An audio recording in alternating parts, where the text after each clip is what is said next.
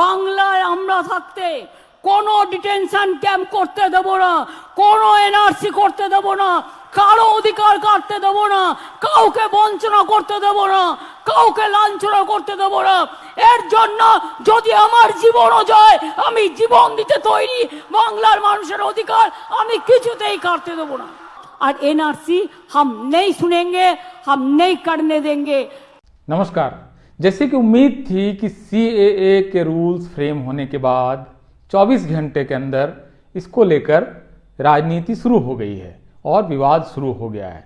विवाद मुख्य रूप से 4 पक्षों की तरफ से आया है और हम इन चारों पक्षों का जो आर्गुमेंट है, जो तर्क है, उसको हम समझने की कोशिश करेंगे। ये 4 पक्ष कौन से हैं और वो क्या विरोध लेकर आए हैं और इसके अलावा उनका जो विरोध है वो युक्ति संगत है या नहीं, इस बारे में हम लोग बातचीत करेंगे। तो देखिए, सीए 5 साल पुराना कानून है। दिसंबर 2019 में ये लागू हो गया था। संसद के दोनों सदनों में राष्ट्रपति ने इसका अनुमोदन कर दिया था और इसके अलावा ये इसको जो है वो गजट में भी ये प्रकाशित हो चुका था।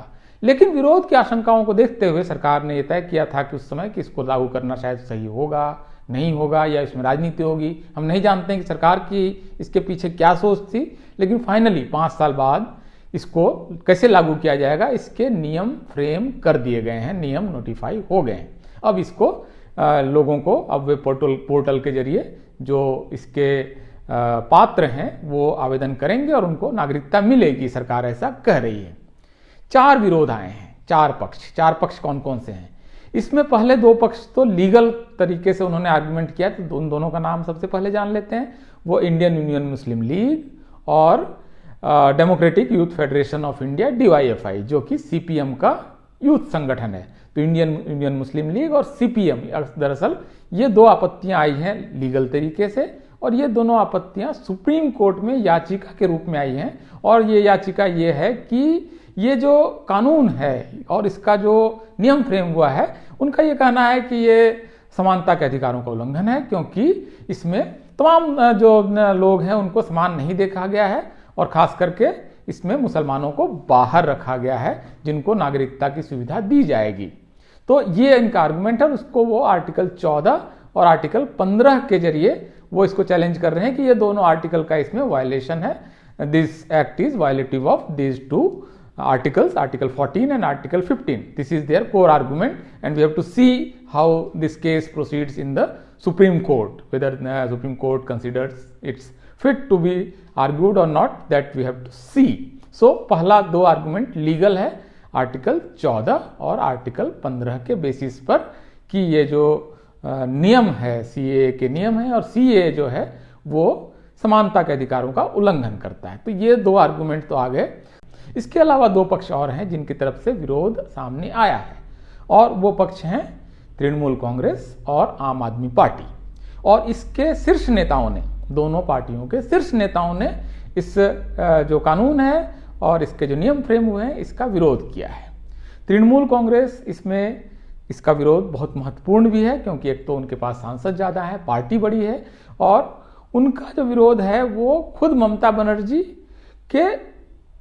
की जुबान से वो निकला विरोध है। तो इसलिए हम मान सकते हैं कि पूरी पार्टी इसको लेकर आम राय पर है। और उनका विरोध क्या है? सबसे बड़ा विरोध उनका ये है कि इसमें तो सिर्फ हिंदू, बौद्ध, जैन, पारसी, सिख, ईसाई ये सब लोग हैं, बाकी मुसलमान नहीं है। तो एक तो वो कह रहे हैं कि ये भेदभाव है, उनको क्या, वो उनका कोई कंट्रीब्यूशन नहीं देश में। एक तो ये प्रश्न उठा रही है ममता बनर्जी। दूसरा वो कह रही है कि CAA के साथ NRC भी आएगा, ऐसा उनको लगता है, जबकि सरकार ने ऐसा कुछ नहीं कहा है।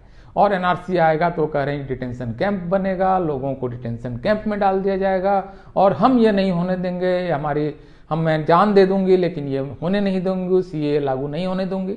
तो दरअसल वो CAA और NRC में घालमेल कर रही हैं। 2 बिल्कुल अलग अलग चीजें हैं। CAA नागरिकता देने का कानून है, NRC इस बात को जांचने का कानून है कि कोई आदमी नागरिक है या नहीं है। NRC इस समय राष्ट्रीय स्तर पर लागू नहीं हो रहा है और इसको सरकार ने स्पष्ट भी कर दिया है। जब ये होगा तब इस पर बात हो सकती है, इससे अलग से बात हो सकती है। लेकिन CAA आ रहा है इसलिए NRC भी आएगा, ये उनका जो एजम्पशन है, जो उनकी थॉट है, यहाँ से वो एक तरह से लोगों को डरा रही हैं कि एनआरसी भी आएगा और आप लोगों की नागरिकता तो खतरे में पड़ जाएगी। दूसरा वो आर्गुमेंट ये लेकर आ रही हैं कि जो लोग ऑलरेडी रह रहे हैं वो अगर नागरिकता के लिए क्लेम करेंगे तो सरकार को पता चल जाएगा कि वो इलीगल हैं और उनकी इलीगलिटी प्रूव हो जाएगी और उनका जो अभी तक का स्टेटस है वो चला जाएगा। ये भी बहुत अजीब बात है, लेकिन वो कह रही हैं कि ऐसा हो जाएगा और मैं ये नहीं होने दूंगी, यहाँ पर एक आदमी का अधिकार छीना जाए, मैं ये बर्दाश्त नहीं करूंगी। और वो सारे राज्यों का आह्वान कर रही हैं कि सबको मिलकर विरोध करना चाहिए। तो ये ममता बनर्जी का पक्ष है और लगभग इसी तरह का आर्गुमेंट अरविंद केजरीवाल भी लेकर आ रहे हैं, बल्कि उसमें थोड़ा सा एक और बल्कि दूसरे तरीके से कह रहे हैं कि और लोग आ जाएंगे तो भारत पर और संसाधनों पर दबाव पड़ जाएगा, जो ऑलरेडी यहाँ पर हैं उनका क्या होगा, और उनका जो रोजगार का प्रश्न है वो हल किए बगैर और लोगों को बुलाया जा रहा है, ये बिल्कुल गलत है। इस तरह का वो अपना पक्ष वो रख रहे हैं। तो ये अरविंद केजरीवाल हैं।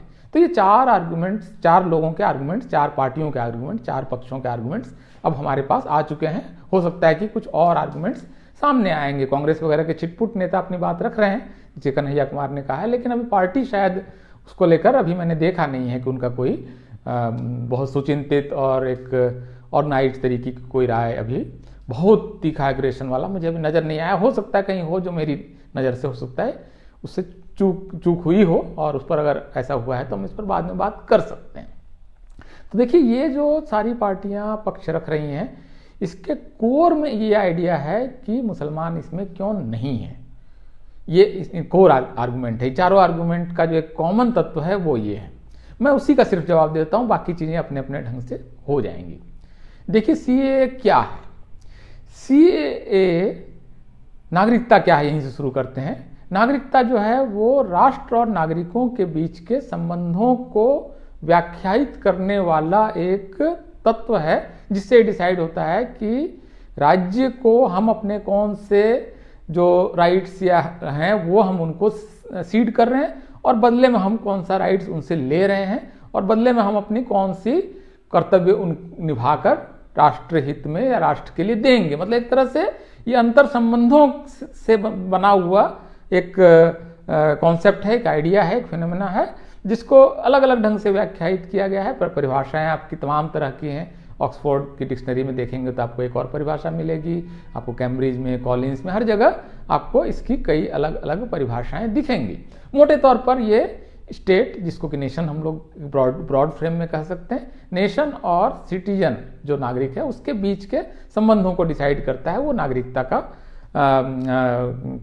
कि जो मूल जो वो कॉन्सेप्ट है वो वहां से आया है।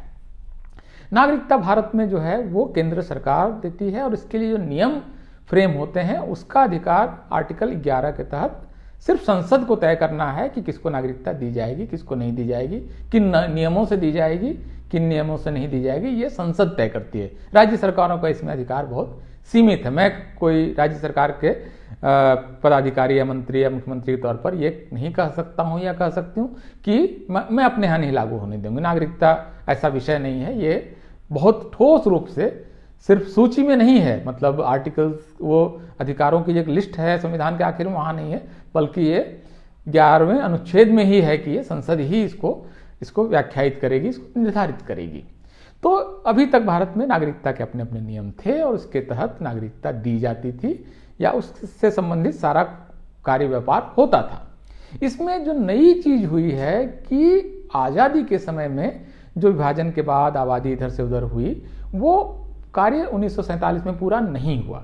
ये एक निरंतर चलने वाली प्रक्रिया के रूप में रहा। खास करके 1971 के आसपास बहुत बड़ी संख्या में आबादी पूर्वी पाकिस्तान से, वहां पर जब धार्मिक उत्पीड़न शुरू हुआ तो भारत आई। उसमें मुख्य रूप से हिंदू थे और काफी बड़ी संख्या दलितों की थी, जो आप जानते हैं। वो उस इतिहास पर हम कभी और बात करेंगे कि किस तरह योगेंद्र नारायण मंडल ने यह तय किया था कि नर्क तो दोनों तरफ है, मतलब किसी के भी साथ रहेंगे तो दलितों के लिए तो नर्क ही है, तो हम इधर ही रह लेते हैं। इस तरह का एक उन्होंने ऐतिहासिक एक गलती आप कह सकते हैं, हिस्टोरिकल ब्लंडर उन्होंने किया, जिसकी कीमत करोड़ों लोगों को चुकानी पड़ी। क्योंकि आज़ाद वहाँ पर जब पाकिस्तान बना तो उसके बाद से ही वहाँ उत्पीड़न शुरू हो गया।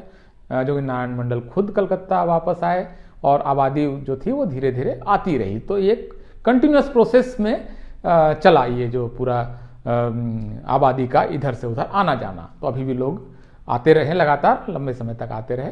हालांकि सीए ने कट ऑफ डेट दिया है कि 31 दिसंबर 2014 तक पर ये सीए लागू होगा। इसका मतलब ये नहीं कि उसके बाद कोई आएगा तो उसको नागरिकता नहीं ही दी जाएगी, वो एक ओपन प्रश्न है। लेकिन ये जो धार्मिक आधार पर उत्पीड़न के कारण जो लोग एकमुश्त आ रहे हैं, उनको जो छूट दी जानी है, उनको इलीगल नहीं बताना है, उनको अपेक्षाकृत कम समय में उनको नागरिकता दी जाएगी, इस तरह की जो सुविधाएं दी जानी है, ये वाला जो मामला है ये तय हुआ है सीए के जरिए। और सीए बहुत स्पष्ट रूप से ये कह रहा है कि धार्मिक उत्पीड़न के शिकार लोगों को हम लेंगे और 3 देशों से लेंगे, पाकिस्तान, अफगानिस्तान और बांग्लादेश। मोटे तौर पर ये एक ब्रॉड इंडिया का जो एक ऐतिहासिक पुराना प्राचीन नक्शा रहा होगा, उस नक्शे के अंदर जो लोग हैं वो अगर धार्मिक उत्पीड़न के शिकार होंगे 3 इस्लामिक देशों में, पाकिस्तान, बांग्लादेश और अफगानिस्तान में, तो अल्टीमेटली वो अगर भारत ही आएंगे तो हम उनको नागरिकता देंगे। और इसमें उन्होंने धर्म की फिर व्यापक एक कैटेगरीज रखी है, जिसमें सिर्फ इस्लाम नहीं है, मुसलमान नहीं है। कोई कह सकता है कि इस्लाम इसमें क्यों नहीं है? देखिए, जिन 3 देशों से लोगों को आना है, पाकिस्तान, बांग्लादेश, अफगानिस्तान, तीनों ने तय कर रखा है और अपने संविधान में लिख रखा है कि उनका जो राजकीय धर्म होगा, स्टेट रिलीजन होगा, वो इस्लाम है। तो जाहिर है जिस स्टेट का, जिस नेशन का रिलीजन इस्लाम होगा, वो अपने नागरिकों पर, इस्लाम मानने वाले नागरिकों पर धर्म के आधार पर कोई भेदभाव या उत्पीड़न नहीं करेगा। इस सिद्धांततः संभव नहीं है। इसलिए उन पर चूंकि धर्म के आधार पर उत्पीड़न नहीं होगा, तो वो धार्मिक उत्पीड़न के शिकार होकर भारत नहीं आएंगे। आएंगे अपने कारणों से, ऐसा नहीं अदनान सामी भारत आए और उनको नागरिकता दी गई, उसके कारण कुछ और रहे होंगे, लेकिन धार्मिक उत्पीड़न के कारण वो नहीं आएंगे। इस वजह से सीए चूंकि धार्मिक उत्पीड़न के शिकार लोगों को नागरिकता देने का एक की विधि है, तो जाहिर है कि जिनको नागरिकता दी जानी है इस वजह से कि वो वहां पर उनका उत्पीड़न हुआ है, धर्म के आधार पर स्टेट ने किया है, नेशन ने किया है, तो वो चूंकि उनको देना है, तो उनको अगर नागरिकता देनी है तो इसमें मुसलमानों का न होना जो है वो एक तार्किक बात है। और देखिए, भारतीय संविधान हालांकि धर्म का निषेध करता है, मतलब धार्मिक राज्य नहीं है, लेकिन धर्म के आधार पर तमाम तरह की छूट और व्यवस्थाएं हैं ना। माइनॉरिटी इंस्टीट्यूशंस और एजुकेशनल इंस्टीट्यूशंस को सुविधाएं दी गई है ना कि आप आरक्षण न माने, सरकार से पैसे भी ले लें और आरक्षण न माने, ये सुविधा दी गई है ना। तो ये, या माइनॉरिटी कमीशन बनेगा, या माइनॉरिटीज़ को अधिकार दिया गया कि अपना पर्सनल लॉ आप चला लीजिए। तो ये धर्म के आधार पर बहुत सारी इसमें व्यवस्थाएं हैं, और ये अगर व्यवस्था धर्म के आधार पर हो रही है तो ये पूरा भारतीय संविधान इस वजह से ध्वस्त हो गया और संविधान को उल्लंघन हो गया और समानता का अधिकार का उल्लंघन हो गया। मेरे ख्याल से ये तर्क को बहुत स्ट्रेच करना है, और इसके पीछे अपनी अपनी राजनीति है, क्योंकि आपको किसी खास समुदाय का अगर एक मुश्त वोट मिलता है तो उसके लिए आपको बहुत कुछ करना होता है, और हम इसको समझ सकते हैं। लेकिन इसकी कीमत वो लोग क्यों चुकाएं जो मुख्य रूप से भारतीय उपमहाद्वीप के लोग हैं, जिनको कि भारत में किसी न किसी एक देश का नागरिक तो होना ही है। परेशान होकर, मार खाकर, पिट कर, भारत कोई अमेरिका या स्वीडन नहीं है कि स्वर्ग है और सारे लोग आकर यहाँ पर करोड़ों डॉलर कमाने के लिए आ रहे हैं। वहाँ पर अगर बांग्लादेश का आदमी भारत आ रहा है या पाकिस्तान से आ रहा है तो कोई मतलब स्वर्ग में नहीं आ रहा है, स्वर्ग उनके पास यहाँ नहीं है, वो बहुत परेशान होकर आ रहा है। तो उनको अगर नागरिकता आप नहीं देंगे जो यहाँ रह रहे हैं ऑलरेडी, तो क्या करेंगे आप? उनको हिंद महासागर में तो नहीं धकेल देंगे ना। तो ये नागरिकता दरअसल उनको मिलनी चाहिए, और इन सारे जो राजनीतिक दल हैं जिन्होंने इस पर विरोध किया है, उनको अपने स्टैंड पर पुनर्विचार करना चाहिए कि वो जो कर रहे हैं वो भारतीय विभाजन की सबसे जो अभागी संतानें हैं, सबसे ज़्यादा जिन्होंने झेला है, आज़ादी के समय झेला है, आज़ादी के बाद झेला है, लंबे 30, 40, 50 साल तक झेला है, उन लोगों के नागरिकता का प्रश्न है। तो उनको नागरिकता मिल जाने दे, मिल रही है तो मिल जाने देना। मतलब इस समय उस विरोध का क्या मतलब है जिसकी वजह से इतनी बड़ी पीड़ा उनकी उसकी कंटिन्यूटी रह जाएगी, वो उनका समाधान नहीं हो पाएगा। तो मेरा तो निवेदन है कि वो इसको लागू हो जाने दें। बहुत बहुत शुक्रिया, धन्यवाद।